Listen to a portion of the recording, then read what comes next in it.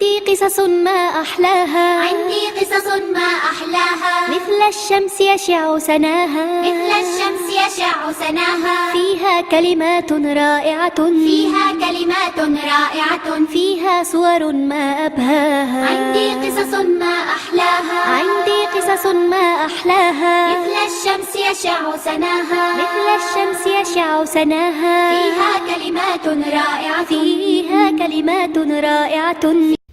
بسم الله الرحمن الرحيم. الحمد لله رب العالمين والصلاة والسلام على أشرف الأنبياء والمرسلين.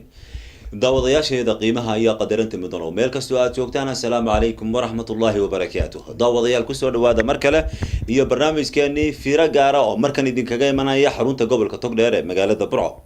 daawadayaal mawduuceena markan waxaynu ka hadlaynaa xaalka ururka SNM hadda uu ku sugan yahay, maxaa loo qabtay se maxaa ka dhiman.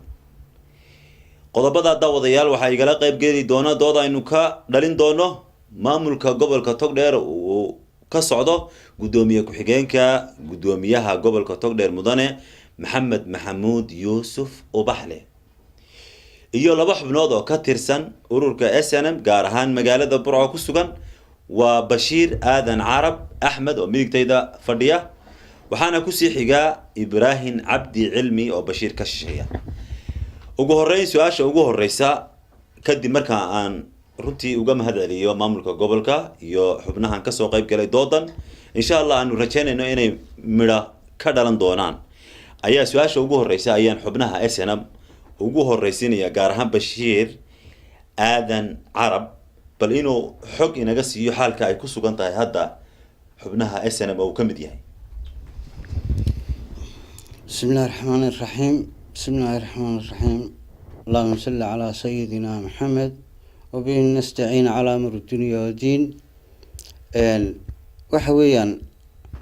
marka hore dee arrintan waa arrin in badan dhacda ahayd oo aan taxana ahayd oo aan soo wadnay, waxaana weeyaan barnaamijkeedu waa cabashadii mujaahidiinta oo ka cabanaysa xukuumadda imika jirta iyo wax qabadkooda. arrintaas dhowr jeer hore ayaanu ka soo daynay saxaafadda jaraa'idka ku qoray oo seedada gelinay, wax jawaabona laga siiyey ma jirto. isla iyo nasiib wanaag maanta oo aanu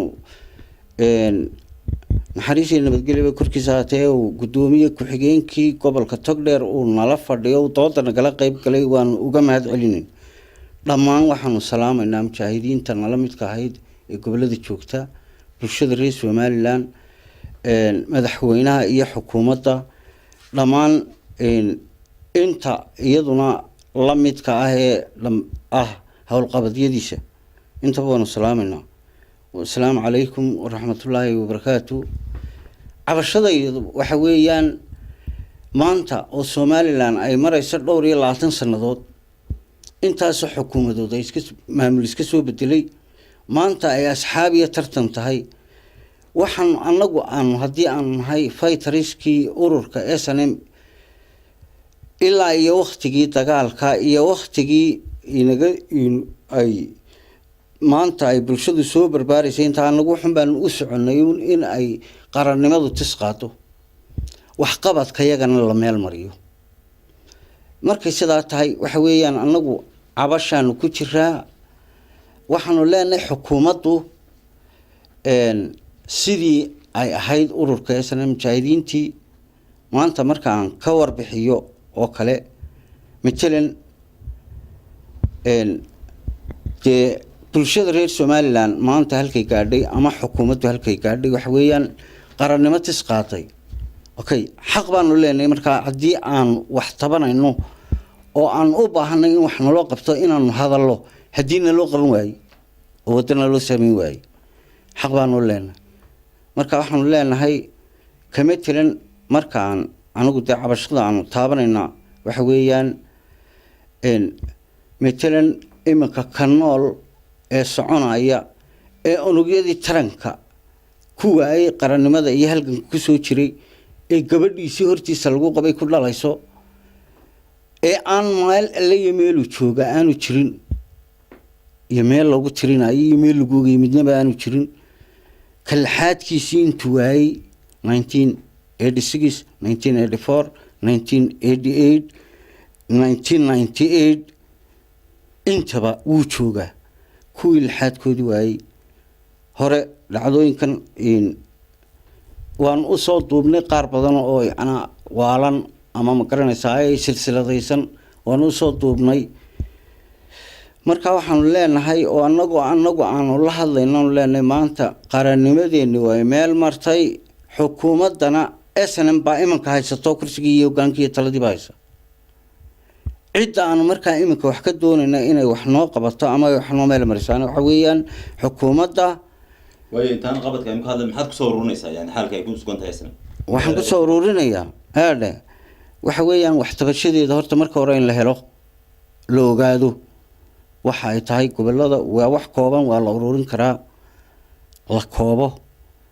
inta waalan sida loo maareynayo intaynan u gaadhin sida loo maareynayo marka xaalka ereyga dad ka jawaabaysid maxay ku sugan yihiin adoo soo gaabnay markaan ereyga xaalkoodu siduu yahay siduu ku sugan dee xaalkoodu waxa weeyaan qof uun dee xukuumadda isagu wareega uun dee bulshada uun qabsaday mooyaane intoodii kale xaalkoodu waxa weeyaan wax dee aan habartaha ku tabataa dadayaan ha waayahay su-aasha lafteeda ayaan waxaan u wareegsanayaa gudoomiye ku-xigeenka gudoomiyaha gobolka Togdheer oo matalaya maamulkii xukuumaddii dhexanaysa isla markaana gudoomiye waad kusoo dhawaanaysaa TV-ga Somsat waxa uu kusoo ururiyey Bashiir inay dayacan yihiin xubnihii SNM arrinka maxaad ka odhan بسم الله وصلى اللهم على نبينا محمد وعلى آله وصحبه وسلم أما بعد guud ahaan aad iyo aad baan u hambalyeynaya TV-gan Somsat iyo howlwadeennadiisa guud ahaan shacbigan jamhuuriyadda Somaliland aad iyo aad baan u hambalyeynaya meel kasta joogan waxaan leeyahay waa xilligii dayrta ilaahay nooga dhigo dayr barwaaqa waana muusimkii xajka ilaahay cibaadada dhammaanba cumuuman caalam islaami inta ka xajisay inta kaleba allah ka aqbalo bulshada Somaliland waxaan u rajeynayaa barwaaqo iyo bashbash iyo nabadgelyo haddaan barnaamijkan oo aniga maanta igu horeyso kasoo qaybgalkiisa waxaan guud ahaan hambalyo u dirayaa mujaahidiinta ururka SNM meel kasta ku sugay kuwa ila jooga iyo kuwa goobtan ka maqan kuwa madaxda iyo kuwa mijaaba intii dhimatayna waxaan leeyahay allah u naxariisto jannatul firdawsa allah geebaan leeyahay iyaga iyo dhammaanba caalam ummadda muslimiinta iyo waalidiinteena inta marka ka baxo mujaahidka halkan ka hadlaya Bashiir Aadan Carab aad iyo aad baan ugu taa runtii uga fikri duwanahay barnaamijka horta ururweynaha SNM macnihiisu wuxuu ahaa ururka dhaqdhaqaaqa wadaniga Soomaaliyeed wuxuu ahaa qaab ama urur ka samaysmay bulshadii Soomaaliyeed ee waqtigaa jirtay ha u badnaadaan runtii bulshadii kasoo jeeday gobolada waqooyi ama beesha dhexe ee jamhuuriyadda Somaliland ku abtirsata wuxuu ka samaysmay kacdoon ama cadaadiskii ka yimid xukuumaddii dictatorka ahayd ee hormuudka ka ahaa kalidii taliyaha ama rejiimkii Maxamed Siyaad Barre waxaa ka qayb qaatay marka la leeyahay SNM bulshada aad u fara badan oo Somaliland ah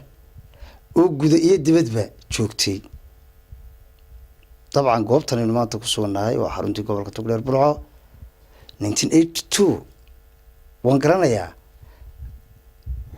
mudaharaadyadii lagala hortagi jirtay xukuumaddii waqtigaa jirtay iyo shacairtii ay ardaydii iyo macallimiintii waqtigaas isticmaali jireen Hargeysa oo kale iyo dhammaanba dee goboladii waqooyi ujeedadu waxay ahayd qaabkii looga dhicin lahaa ummaddii Soomaaliyeed ama ummadda Somalilandba taliska rejiimka ah ee markaa hogaaminayay madaxweynaha waqtigaas Maxamed Siyaad Barre SNM-na dee waxaan u arkaa bulsho uma arko qof iyo laba marka hadalka halkiisa loogu tago dabcan xukuumadda maanta jirta hormuudkeedu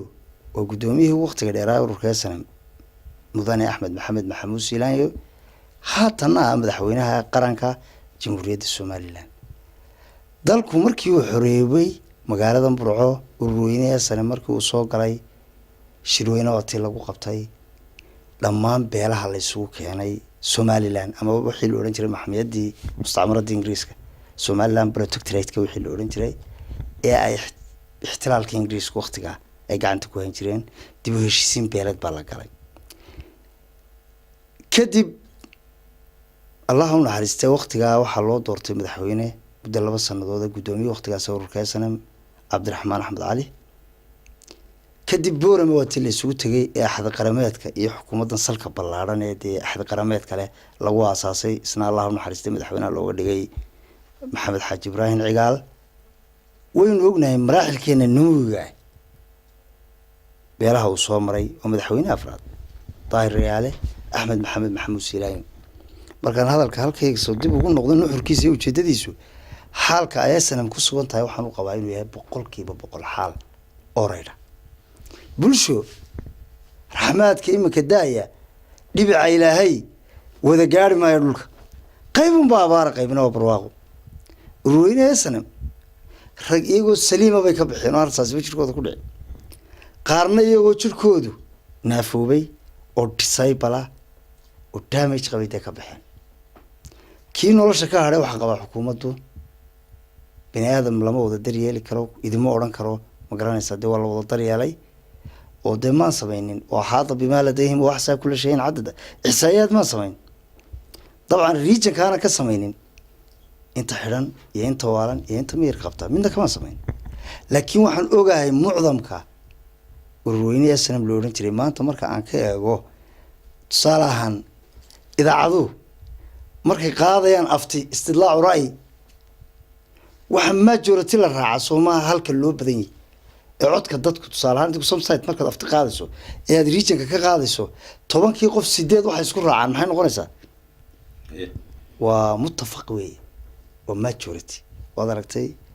dal dimuqraasi baynu nahay oday markuu baarlamaanku qaado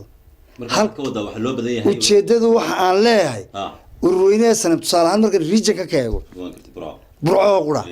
bal cidda xilka haysa iyo cidda ka shaqeysa bal dib loo eego majority 99% waxa la oran karaa waxay ku abtirsadaan urweyne SNM wad ma santahay gudoomiye in yar aan ku dhameeyo برصابك قبلكو حمرتي المدن عبد الله أحمد حاج شامة حاج أحمد حاج عمر حمرجي دي روينا سنم تلاقي قيبت بوليسكو مدن أما مجاهد عبد الرحمن أحمد عبد الرحمن حسن الكعسة وروينا سنم أباندولا قيبت لبيه التمنات in waqtigan xaadirka haday waa inta aniga miiskeena soo fadhiisata ee guddi nabadgelyo marka la yiraahdo aan soo fadhiisano mudane muxuu mujaahid kayd moholin waa saraakiisha ka soo jeeda urweyne SNM marka aad eegto mayrka magaaladu mudane maxamed cabdiraxmaan muraad waa urweyne SNM way gudoomiye wad xustay ujeedadeedu waxa ay tahay marka hoos looga sii daadegana aniga marka la iga tago inta kale waxa la oran karaa waxay ka soo jeedaan urweyne SNM marka saaxiibka hadalkiisa dib ugu tacliiq ku yara sameeyo mujaahidka bashiir dawladdu waa ogtiino jamciyadii ururka mujaahidiinta ee Soomaaliya sideedaba oo samaysan tahay mas'uuliyiintii bay leedahay ilaa heer gobol ilaa heer degmo waxay jirta mashaariic bay qaataan waxay leeyihiin budgetkii xukuumiga ahaa waxay leeyihiin mushahaaradii waxay leeyihiin raashinkii yani xuquuqaadkii asaasiga ahaa oo dhan ayay leeyihiin marka gudoomiye ka dhaxgalo hadalkaaga wata iyo galo inuu su'aal ka weydiiyo waxa weeye xubnahani waxay xuseen ma diidana in ay SNM dhamaantood ma dayacna in badan oo kamid ay sheegeen imika waxaad ka hadlaysaa Sooyaal baad ka hadlaysaa marka dhamaan xubnihii SNM oo dhan Sooyaal baa lagu daryeelay bad la leedahay hadalkan ku horeysay waan gartay ilaahay mooyaane wax amima waan gartay ma jiraan cabdi waan gartay wari laakiin wax saalan ku si waan gartay على سبيل المثال waxaan ku yiri imaka 5 bayn macna kamarada 5 baynu nahay tusaalahan barnaamijkeena 5 qof baynu ka qayb qaadanayna adoo hawlwadeenkeena kamaramaanka iyo saddexdeedan qof ee xiwaar ku dhex marayo majority afar waxa isku raacdaa maxay noqonayaan shanteena afar kamid maxay mar waxa isku raacdaa maxay noqonayaan waa majority weeyde lama wado oran karo khaliij al arab مملكة السعودية العربية وقرتي بتروليوم كاي بركود waxa weeye sabool lama wada oran karo SN oo dhan waan ku soo noqonaya nidaamkii ku jiraan madalada waan ku soo noqonaya gudoomiye ereyga ujeedadaydu aan uga jeedin waan ku soo noqonaya gudoomiye waxa weeye waxaan u tagayaa Ibrahim Abdi baan u tagayaa Ibrahim had ka horna hadalka maamulka gobolka oo matalaya dawladda dhexe wuxuu yiri runtii dad badan oo la daryeelay baa jira SNM way badan tahay maaha 1 iyo 2 iyo 3 arrimo badan baa la qabtay hawlwadeenada ugu yani jagooyinka ugu muhiimsan haya gobolka Togdheer aynu ku suganahay wuu tiriyay cadeymo keenay hebel iyo hebel baa kamid ah marka idigu yani miyad matalaysay bismillaah alxamdulillaah wasalaatu wasalaamu ala rasuulillah marka hore waxaan salaamayaa dhammaan dadka Soomaaliland meel kastoo ay dunida ka joogaan marka xiga waxaan salaamayaa bahdan saxaafadda waxaan salaamayaa gudoomiye ku-xigeenka gobolkan Togdheer waxaan salaamayaa dhammaan madaxda Soomaaliland inta kadib waxa weeye halkan waxaan kaga hadlaynaa dayac jira oo ururkii SNM uu tirsanaayo waxa weeyaan SNM sida la og yahay waxay ahayd 3 garabkii siyaasiyiinta garabka dadweynaha iyo garabka militariga ayay ahayd waxa hadalka wax sheeganaya wax tabanaya waa garabkii militariga way SNM ma aha garabkii dadweynaha alxamdulillah garabkii dadweynuhu way heleen wixii ay doonayeen sarahooda dhaadheer bay ayay haystaan oo ay dhisanayaan xoolahooday dhaqanayaan garabkii hadii la siyaasiyiintu xukun bay doonayeen xukunkiina way heleen laga soo bilaabay ilaahay uu naxariisto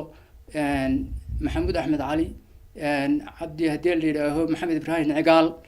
daahir yaale kaahin axmed maxamuud siilaan iyo maanta madaxweynaha waa siyaasiyiintii way heleen iyagu hadafkii ay u socdeen waa kursigii bay fuuleen محمد أحمد الكوتا عبد الرحمن أحمد علي هاي waxa wax sheeganaya ee wax tabanaya waxa weeye garabkii militariga ee jabhadii SNM sida la og yahay SNM laba qaybood bay ahayd militarigeedu qaybi waxay ahayd qaybtii hore ee muddada badan soo dagaalamaysay gobolkan Togdheer aan joogno 800 iyo dhowr nin baan ku soo galay subaxdii 6 subaxnimo gobolka Hargeysa 1500 kama badnayn ragii soo galay kama u badnayn waa garabkii militariga weey waxa jira intii badnayd rasaas baa ku dhacday wixii dhintay wixii hadii la hoon nool ee maanta xayga inta badan rasaas baa ku jirta sanbabada kaga wada jirta iyo madaxa iyo meel walba ragii jajabay ayaan qaar alaan ka cidi kabanin waxa weeye waxa aanu ka hadlaynaa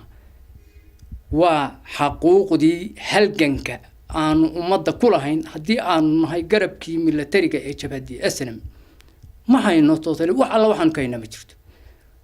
hadii rag shaqeynayo garaado iyo waxa la sheegay garaadada wadankay ku qaateen ay 20 sanadood iminka u soo shaqeynayeen bay ku qaateen kuma ay qaadan halgankii waa ka maqantay xuquuqdii halganku waxa jira boqolaal waalan oo ku daafada ku jiro shalayto geesiinaha oo ay ku naaloonayeen maantana ku daafada ku dhex jira waxa jira boqolaal gidaarada taagan oo le warmiyaan wadanku kii ay soo dagaalamayeen aanu ahayno sida u yaabsan oo gidaarada ku baqtiyay ayaa jira waxa may helin waxay xaq u lahaayeen may helin dawladda wax qabadkeedu wuu muuqdaa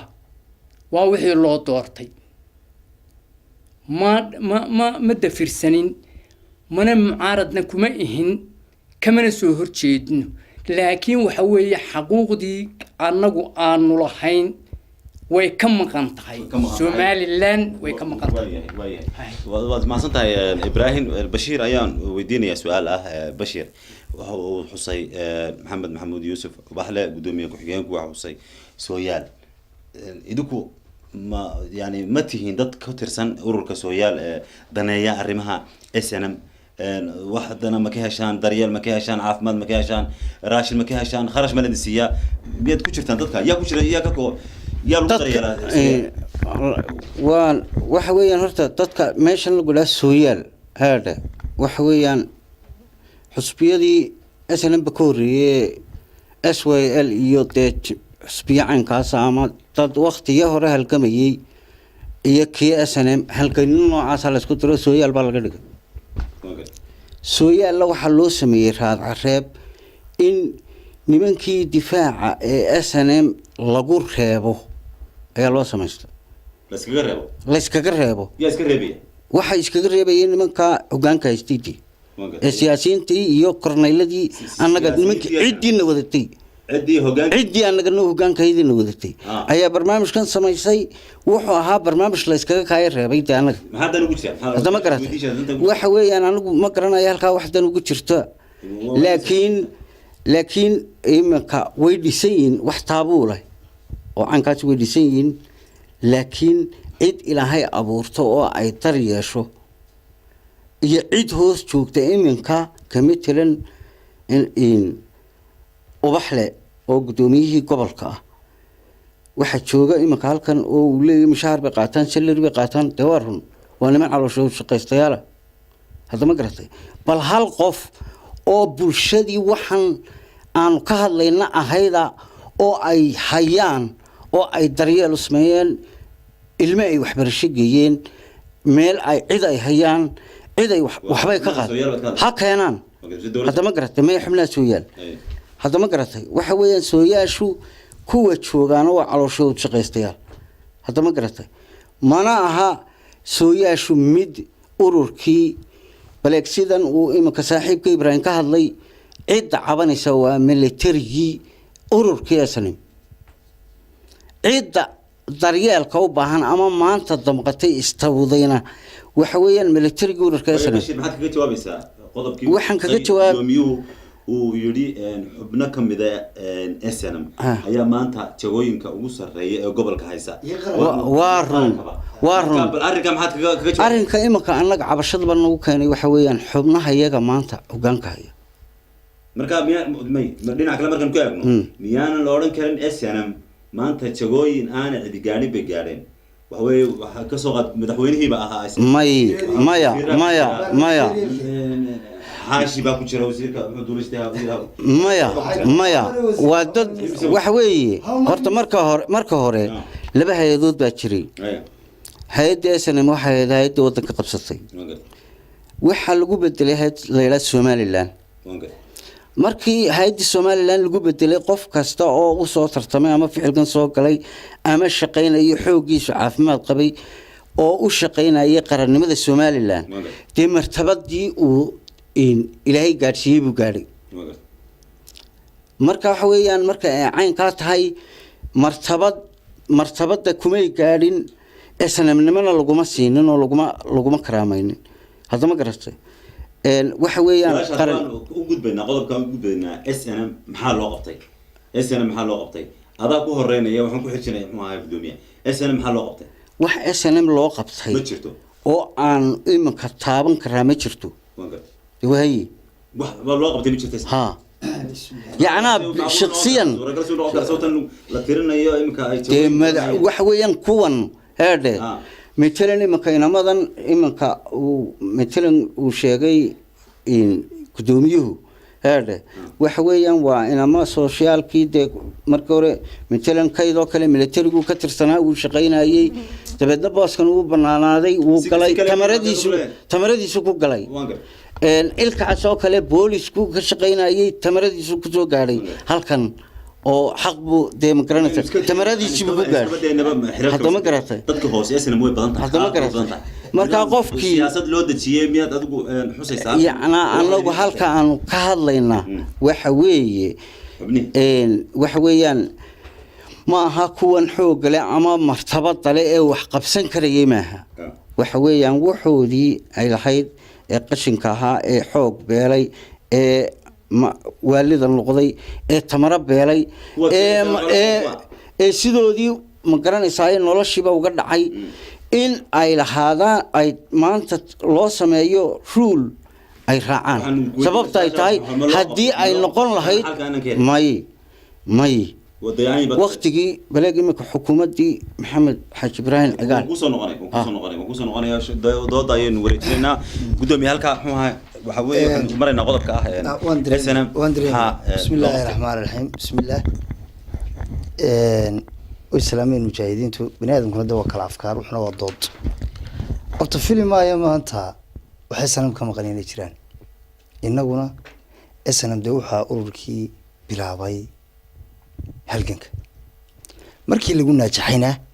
Somaliland way isu timi taa macnaheeda la fahmay qaran baynu noqon ururka sanam midaan ahayn iyo midaha mid ka soo horjeeday mid la jiray mid taakuleynay mid aan taakuleynin maxmiyadii waqooyi goboladii waqooyi wixii la oran jiray ayaa caalam wada taagto calankii sanam lama taagine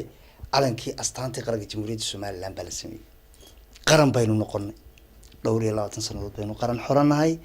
horumarkeedina uu muuqdaa nasiib wanaag anigu maanta ma filinin SNM dee lama wada daryeeli karo mud fara badan baa waalida dadka bulshada kale caadiga ah waalidu way ku dhacdaa qofka kale caadiga ah bad uu dayacmi karaa bani aadamku dhamaantood muwaadiniintu de xuquuq bay leeyihiin rights ka disable-ka ay xuquuq buu leeyahay kaan disable-ka ay xuquuq buu leeyahay dhammaan mid waliba ka aqligiisu saliimka kaanu saliimka ka bad qaba ka rights baa la wada leeyahay taamaka laga tago way jirayaan iyada oo xukuumaddu ay dadaashay oo qarankan uu dhismay oo aad ogtahay magaalo walba inuu ku yaala maanta mental hospitalki oo burco meed maxamed way kala siisida Monday hospitalki baa yaala maan eegin maanta inay sanam cabanayso runtii Bashiir kamaan eegin iyo mujaahidka kale Ibrahim Cabdi Cilmi Ibrahim aqoon badan Soomaaliyeed runtii wajigiisa aqaan Bashiir aqoon baan u sulaanay Bashiir intu shaqalayba oo yartay haday hay'adii meena saarka tahay haday tahay marka tan u dambeysay petroleumka Bashiir san filay dareenkii shaqeynayay Soomaaliduna waxa tiraa laba qors qaat ma jiree saddex qors qaato marka ay Somaliland dhamaanteed soo timi xeerada dawladnimo waxaan qabaa SNM baarlamaankii bay kamid oo guurtidii bay kamid oo fulintii xukuumadda kamid oo goliyaha wasiirada mid iyo 2 iyo 3 iyo 4 baleed oo madaxweyne bay leedahay oo DG bay leedahay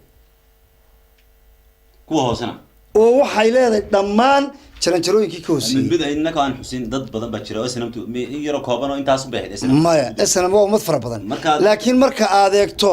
ummadda xilalka haysa qaranka ka haysa yani way ku badayba Fromet said waxa la oran karaa waa 60 iyaga ah 40 baa ummadda kala SNM naafi qaarkeed wax ku qaataan wixii nolosha magaraysa dee arsaas oo maxaa loo qabtaa SNM kuwada naafada ah aan isfahamno dawladdu jamhuuriyadda urdina bayruna waan gartay maxay u qabataa dawladda urdina bayruna waan gartay halka Bashiir uu yiri hal arday waxba lama barin dhammaan xukuumaddu waxa ay ka dhigtay dugsiyada waxbarashada free tomorrow laatanaday keenana geeni dugsiyada tomorrow hadaynu wad ka baaqano oo ay ii keenaan ana geeni dugsiyada waa free waxbarashada ka horna lacag free ma ahayn xilli baa badan bariga lacagta hayna maxaad u qabatay bariga lacagta hayeen waqtiga aanu maamulka kamaan mid ahayn aan wax xukuumadan cusub aan kamid ahaa xukuumadan cusub wax qabadkeeda wax kamid ah in horta waxbarashadu dhamaanteed ay free tahay waxa kale oo jira oo aan ogahay xukuumadda hore tanuba in meel lagu tiiriyay kii nolosha ka hadhay ee naafoobay uu leeyahay mushaharkii iyo gunnadii waliba caaglayaal baa raaca حقائق مركل كوض هذا عاقليال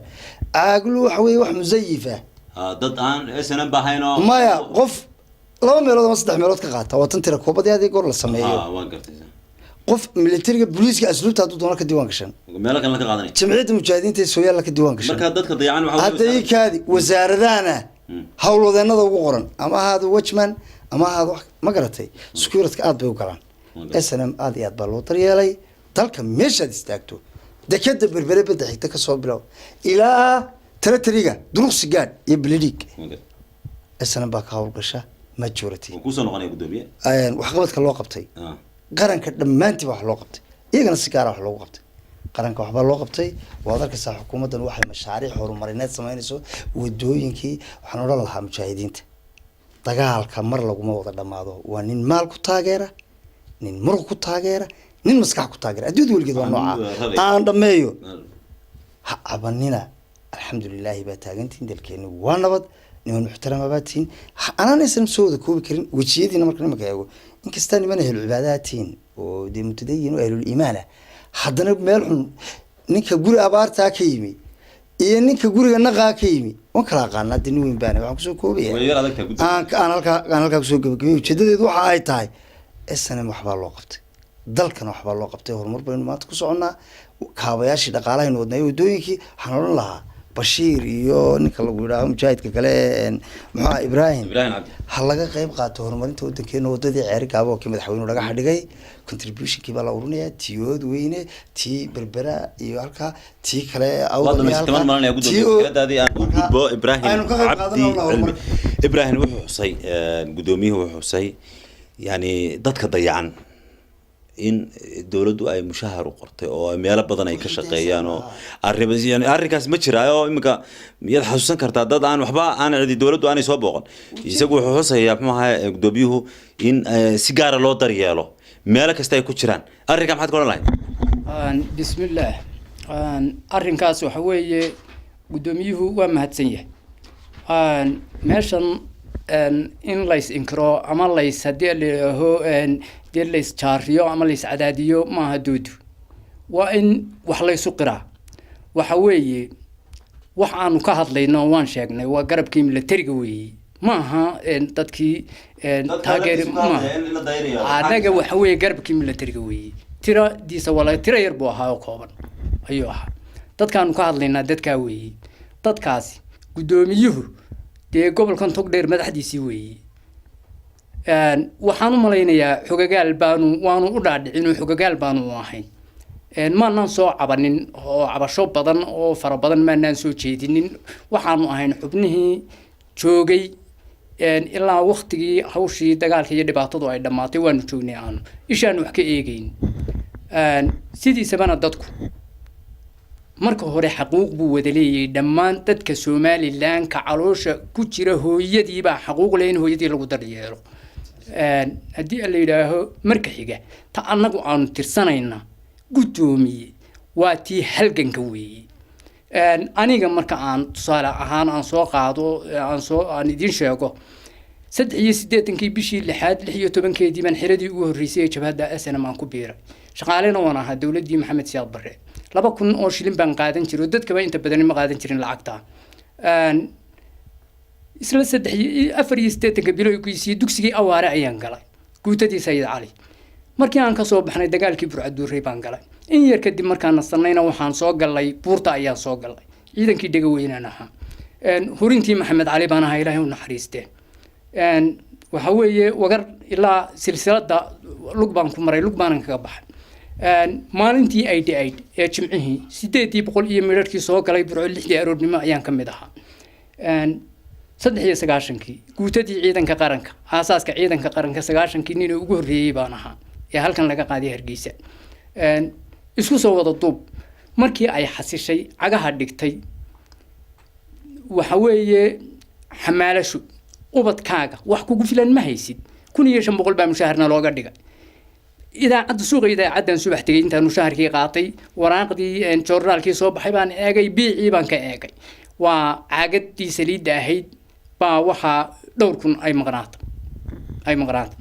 markaa ayaan go'aansaday inaan caruurtii ugu riixo keeriyoonaha biyaha warbal aan sugno ayay ahayd taliska guud baan ka tirsanaa markaa ciidanka qaranka taliskii guud baan waraaqdii u geeyay ciidanka loo sheegi maayo waan u tagay waxaan ku yiri arrinkaas jira tii keeriyoonaha biyaha ugu riixayaa ee waxa weeye inta ay wax noqonayso waynu baxnaaninayna waa yahay baa markaa doonto soo noqon ilaahay wax noqoto soo noqon maaya baan ku yiri sidii baan ku maqnaa waa yahay maanta dawladii hore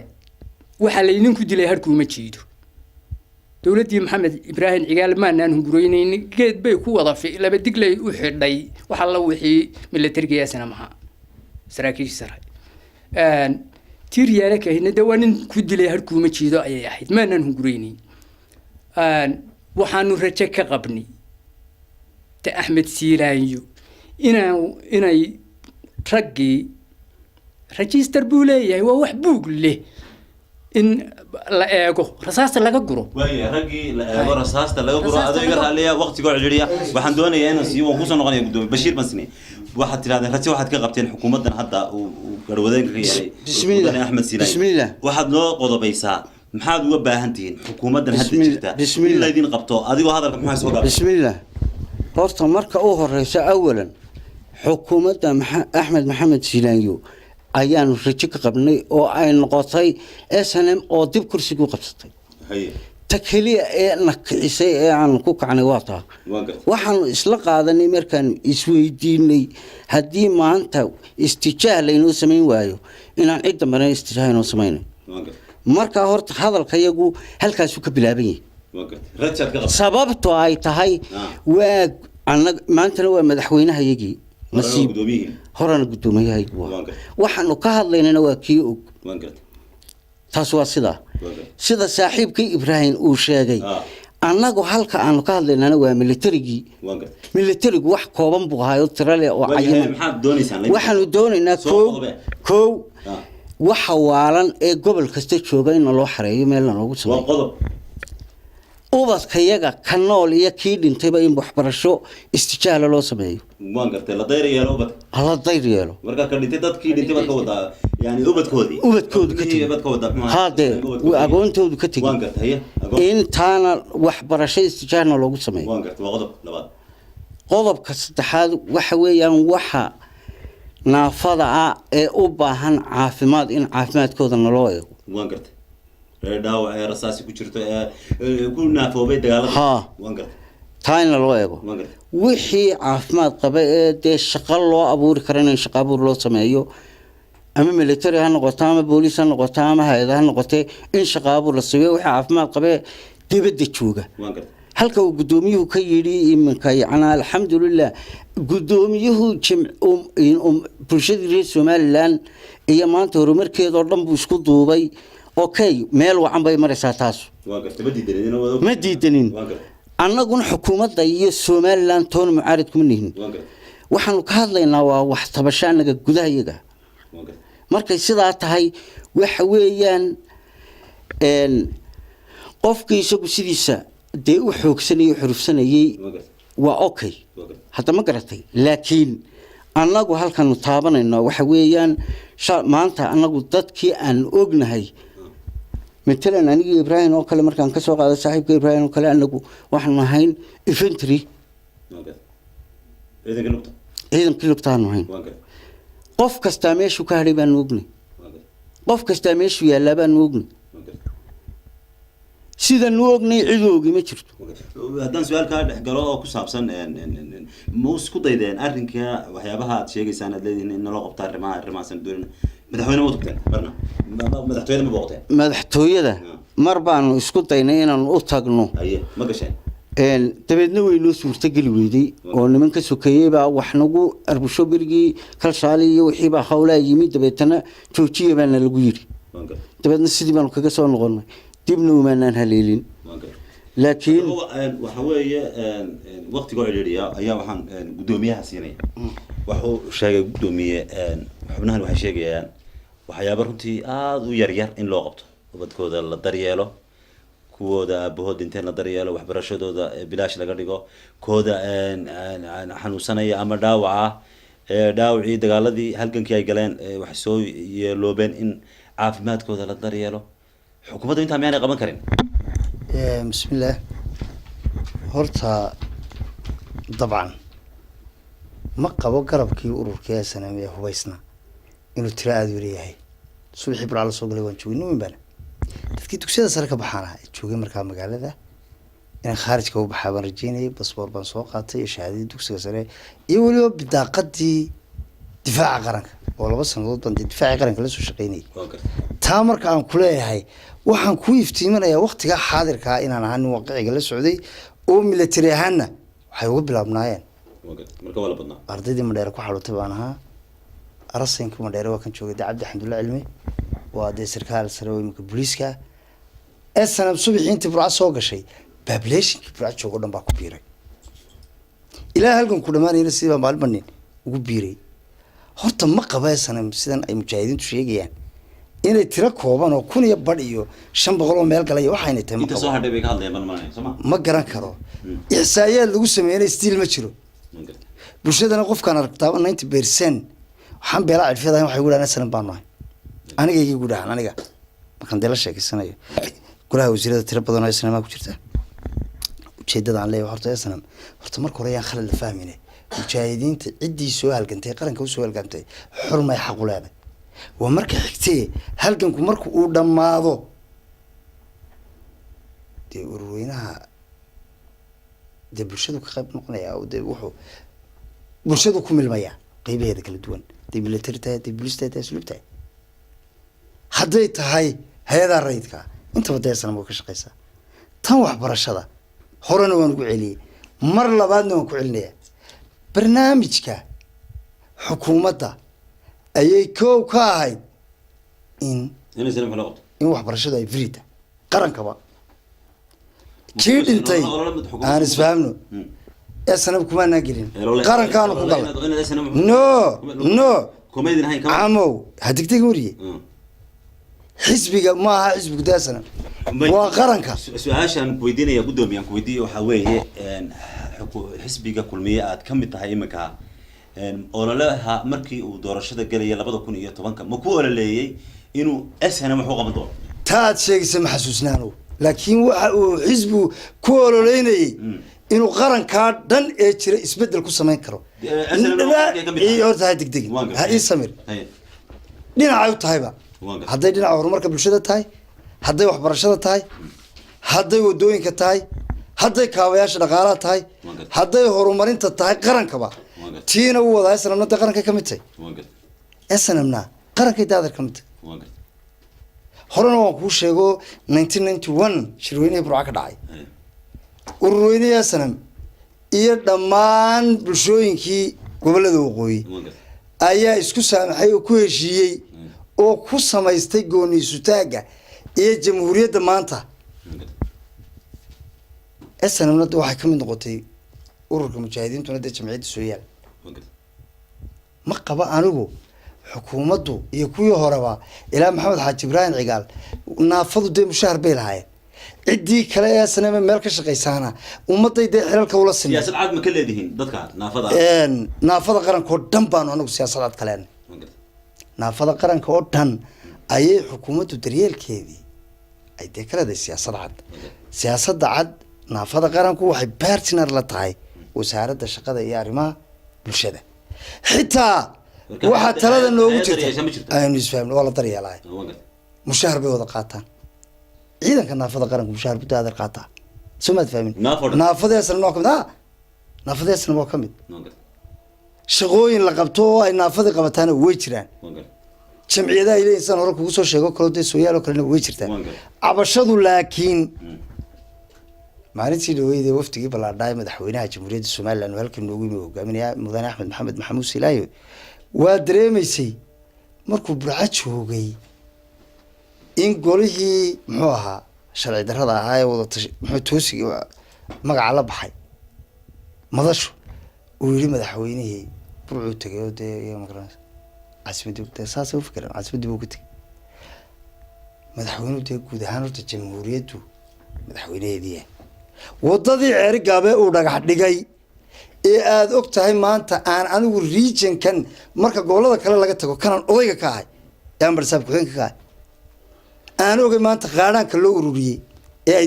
shaqaalii dowladdu hadday ardaydii tahay hadday waxbarashadii tahay aada og tahay baahida loo qabay cid qaranka ka midaba dee dhaleecaynaysay iminkana dhaleecaysa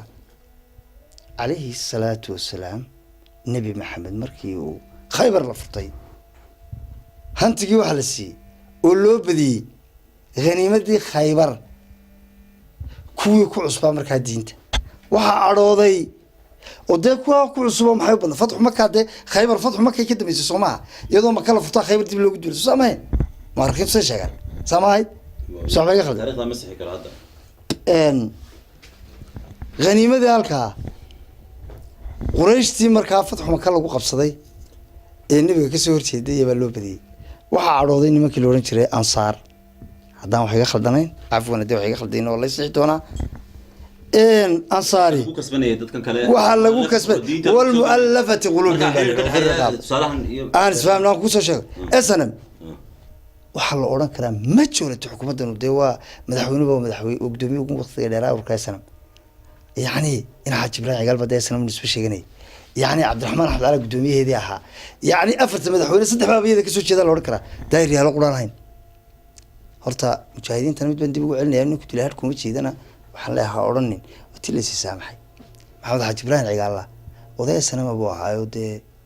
waa kii dee sanaba isagu gacanta dee soo hayay soo jiiday taasuna waa saa hadalka loo odhanin qaran baynu nahay qarannimada hala ilaaliyo waxaan hadalka kusoo koobayaa s n m dee tabasha ma dhammaato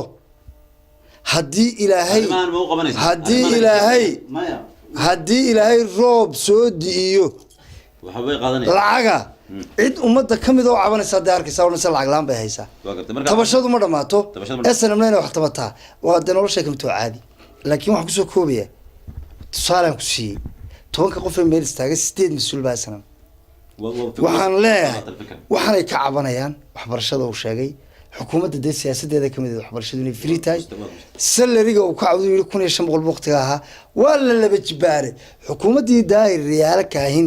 tii loogu yimi shaqaalaha qaranka meel kasta joogaan hadday military hadday civil hadday naafiyeen hadday wax kale yihiin waa la laba jibaaray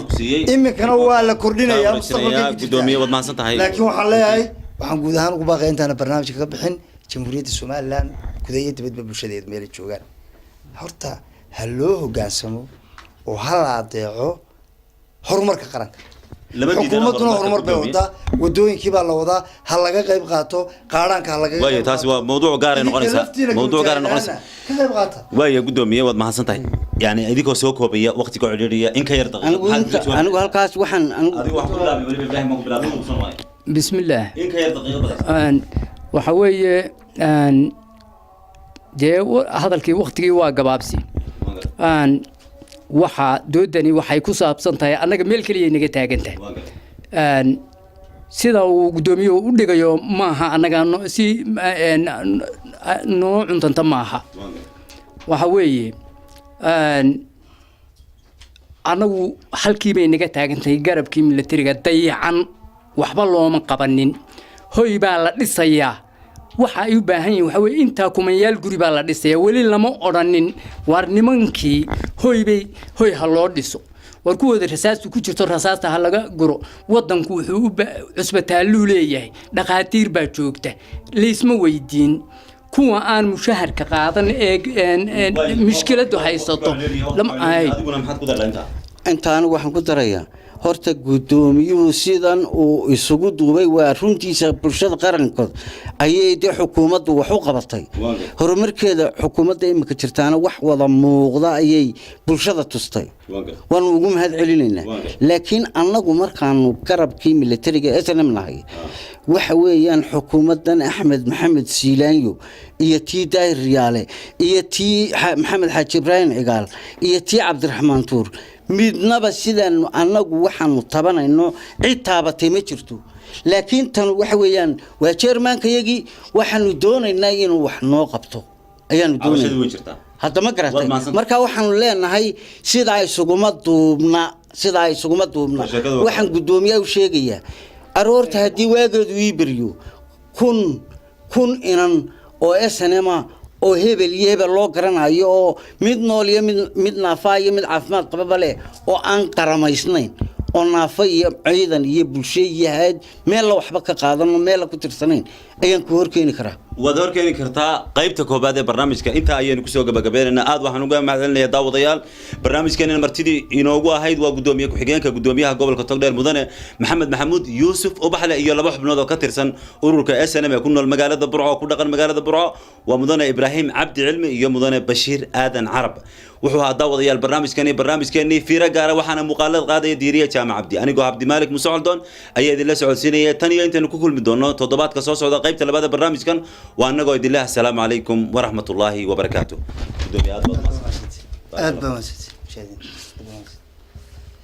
فيها صور ما أبهاها عندي كتب كم تعجبني أقرأ فيها ما ينفعني عندي كتب كم تعجبني أقرأ فيها ما ينفعني تمسك بيدي مثل صديق وإلى روضتها تأخذني عندي قصص ما أحلاها عندي أحلاها مثل الشمس يشع سناها مثل الشمس يشع سناها فيها كلمات رائعة